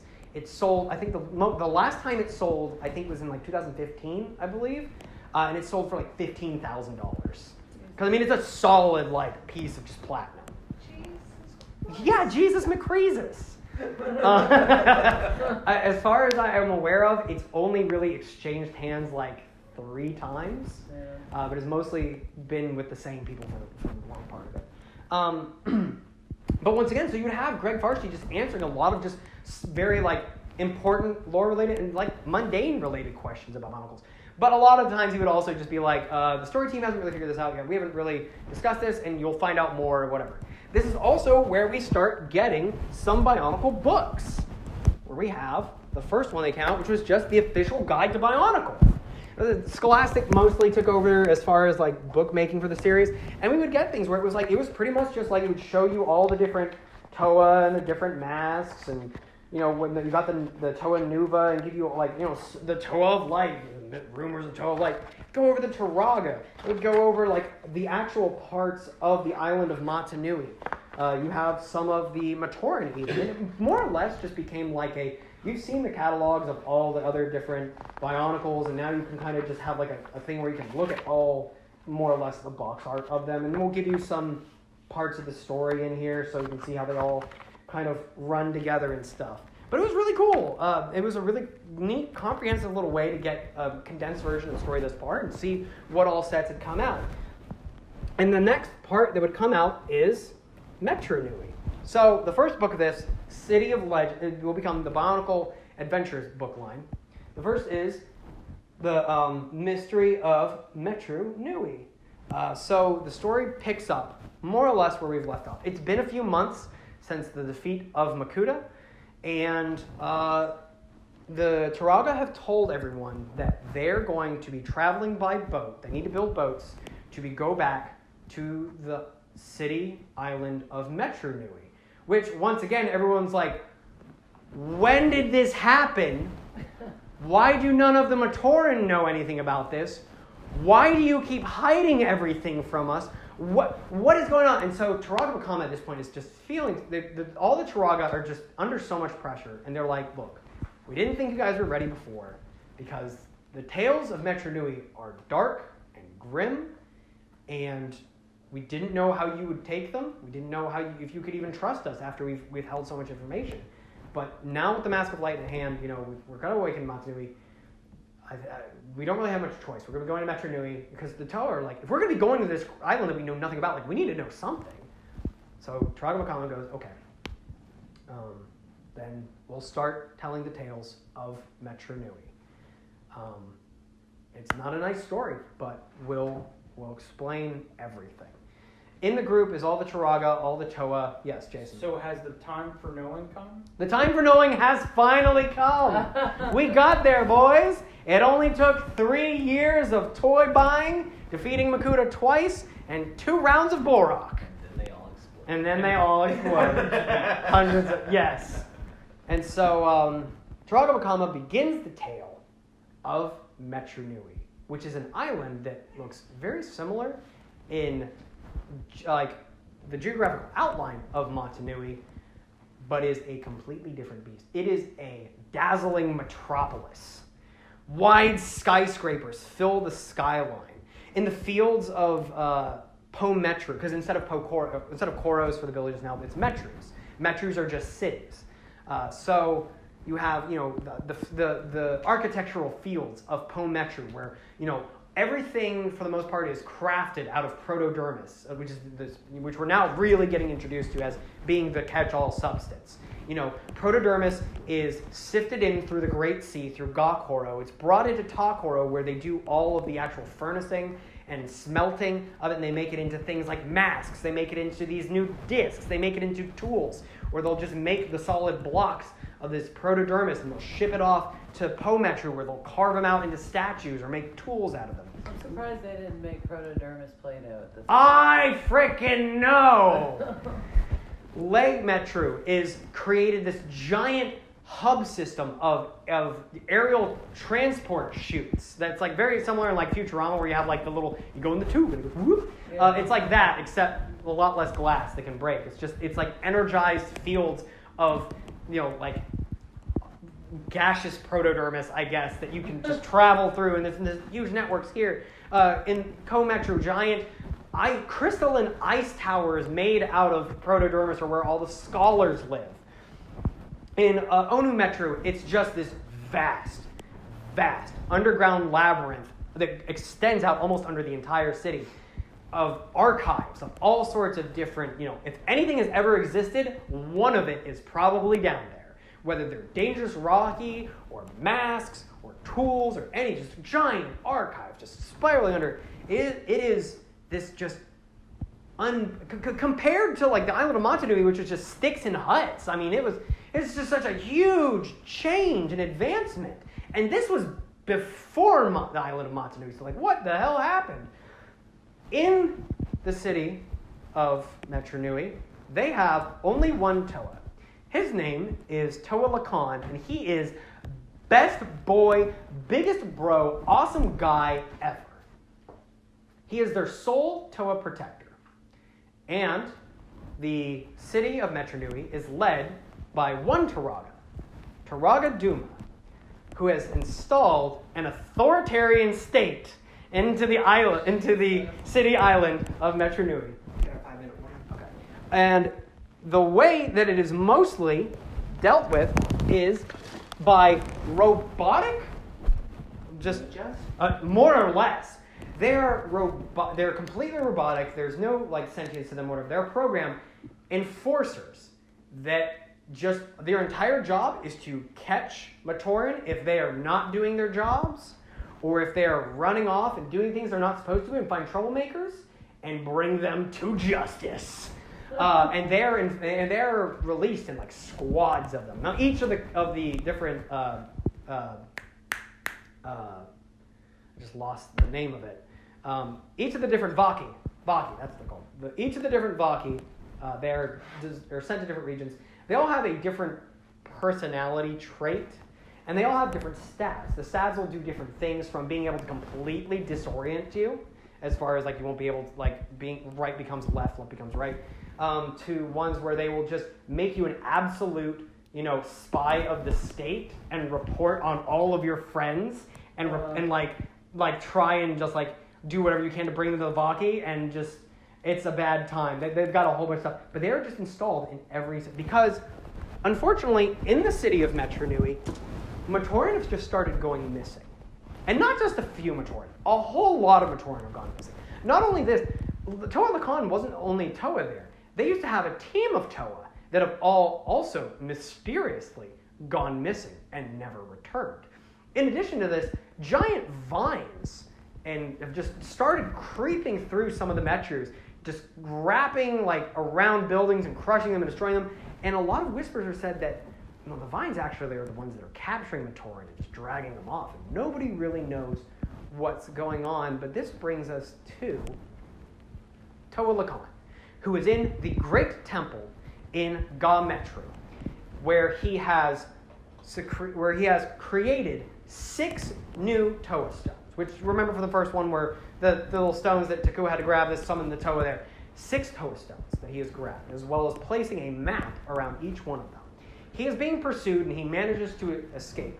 He travels around each of the different Metru, finding different Matoran to hand him off to. He hands one to Nokama, who is a Matoran scholar and teacher in Metru. He hands one to Nuju, who is just a Matoran who lives in Metru, who is one of the higher scholars living there. He gives one to Wenua, an archivist in Onu Metru. He gives one to Anawa, who is the greatest